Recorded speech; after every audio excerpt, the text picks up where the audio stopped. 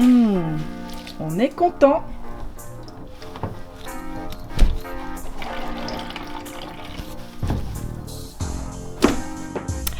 Très agréable surprise en ce dimanche après-midi, on constate que les lanterneaux n'ont pas du tout, mais alors pas du tout, supporté la tempête d'hier. À mon avis, il doit y avoir des fuites. Bah du coup, qu'est-ce qu'il faudrait faire alors ? Acheter un camping-car neuf.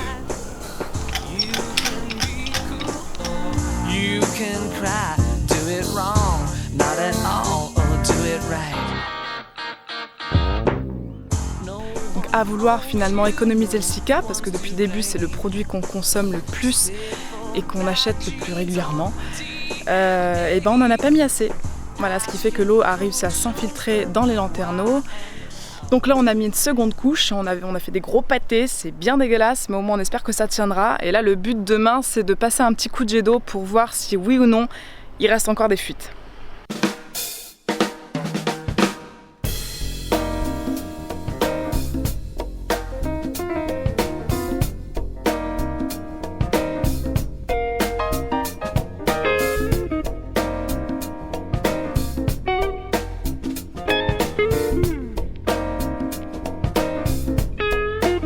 Aujourd'hui, le programme, c'est de mettre les panneaux solaires. Donc pour ça, on va finir de nettoyer le toit et on va dégraisser.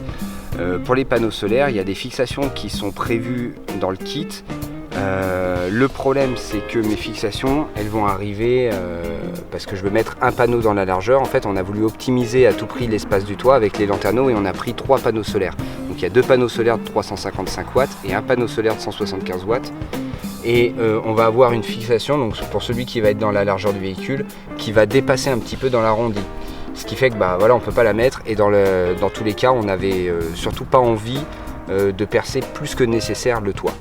Donc on a prévu des plaques d'aluminium, donc d'1,5 mm, quelque chose quand même d'assez rigide et pas trop lourd.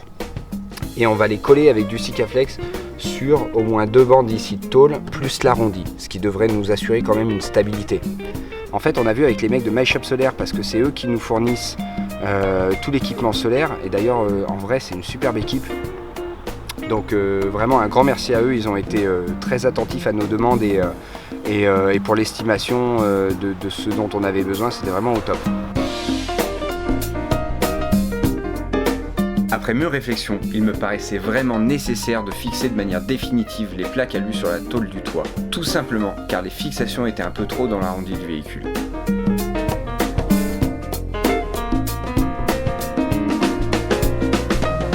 Alors, Il y en a plus ? qu'est-ce que tu penses de ta première fois et ça ? Ah, ma première fois est exceptionnelle. Alors, l'activité de ce matin, c'est de s'occuper des fiches de câbles de panneaux solaires. Par sécu, on a décidé de les souder, mais en vrai, on n'est pas du tout obligé.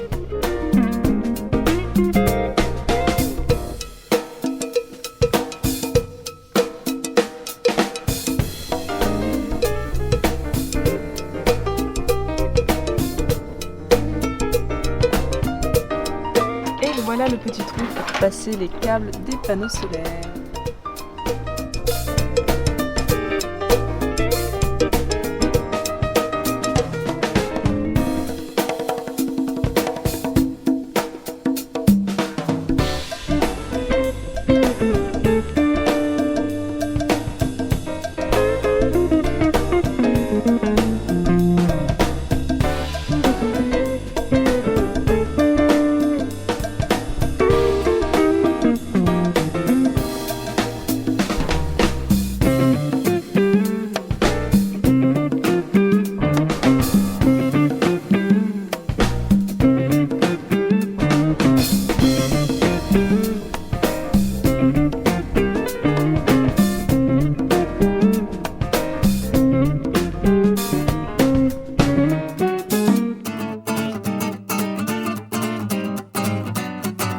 Bon voilà, on vient de finir la première semaine d'installation, donc on a fait tout ce qui était panneaux solaires et habitacle conducteur.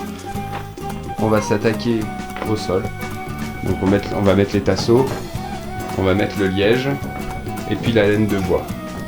Faut aussi qu'on pense avant d'attaquer le sol, à passer les 2 câbles directement dans le mur.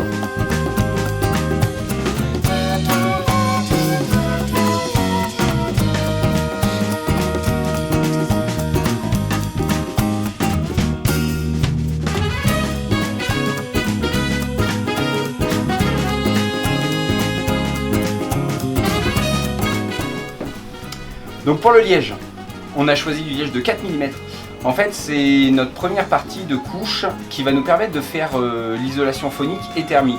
Voilà, au-dessus on va mettre de la laine de bois. Il y a certaines personnes qui préfèrent de la laine de chanvre ou de la laine de mouton. Honnêtement, ce qui a déterminé notre choix, c'est un petit peu aussi le budget. Voilà. Dans les renforts et les endroits inaccessibles, on mettra de la mousse expansive.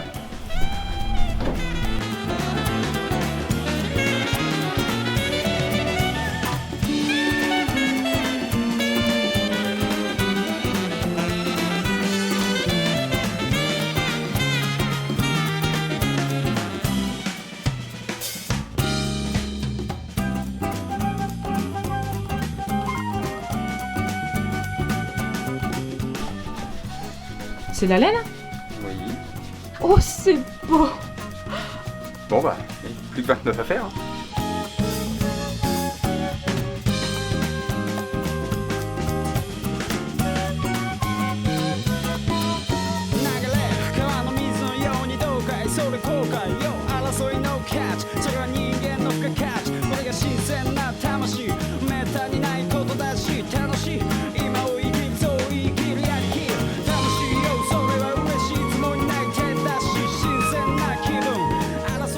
Alors là, on est en train de terminer les roues. Là, c'est la deuxième qu'on a faite, qu'on a commencé ce matin. Et là, c'est celle qu'on a faite hier soir. Non, on n'a pas mis trop de silica, non? Ok, maintenant qu'on a posé la laine de bois, on va installer cette membrane hydrorégule dessus. Elle favorisera tout simplement la circulation de la vapeur d'eau entre l'intérieur et l'extérieur, selon qu'on soit en été ou en hiver.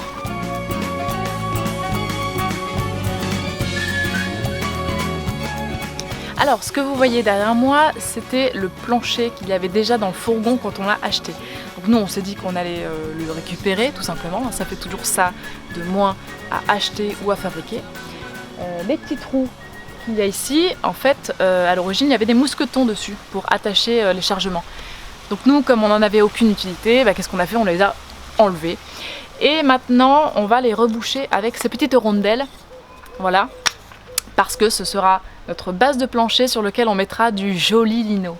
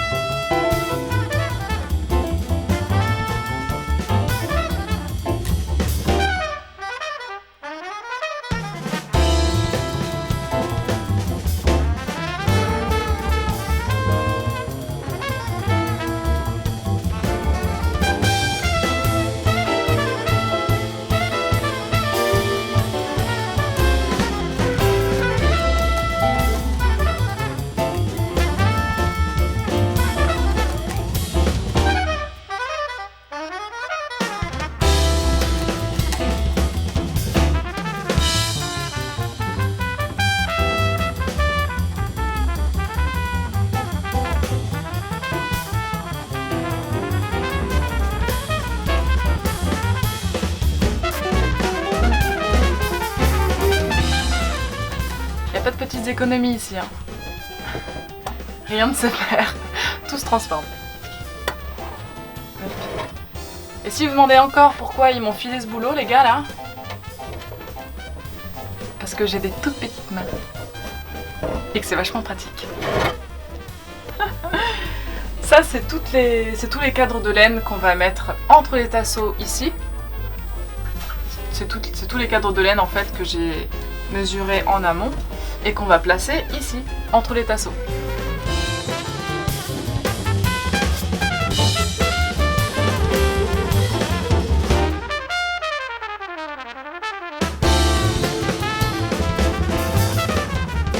Alors faut surtout pas oublier la capucine parce que c'est de là aussi que rentre le froid et la chaleur.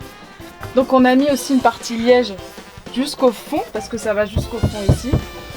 Après j'ai recouvert avec de la laine de bois et ça c'est un cache qu'il y avait sur les portes arrière du fourgon d'origine.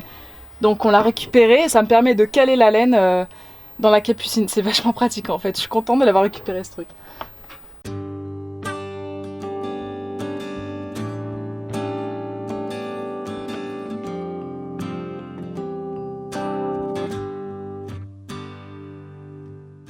Alors là, pour éviter la perte, on a récupéré toute la mousse expansive qui est tombée par terre pour reboucher tout simplement les gros trous des renforts, quoi.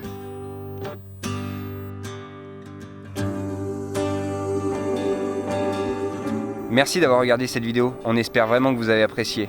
Dans le prochain épisode, vous pourrez voir toute l'installation électrique ainsi que les murs et les plafonds terminés. Alors oui, je sais, dans celle-ci il y avait les gaines qui pendouillaient, mais c'est juste qu'on n'avait pas envie que la vidéo soit trop longue et on préférait vous montrer ça dans la prochaine. On a vraiment hâte de partager tout ça avec vous, alors à bientôt. Happiness is just a word to me, and it might have meant a thing or two if I'd known the difference.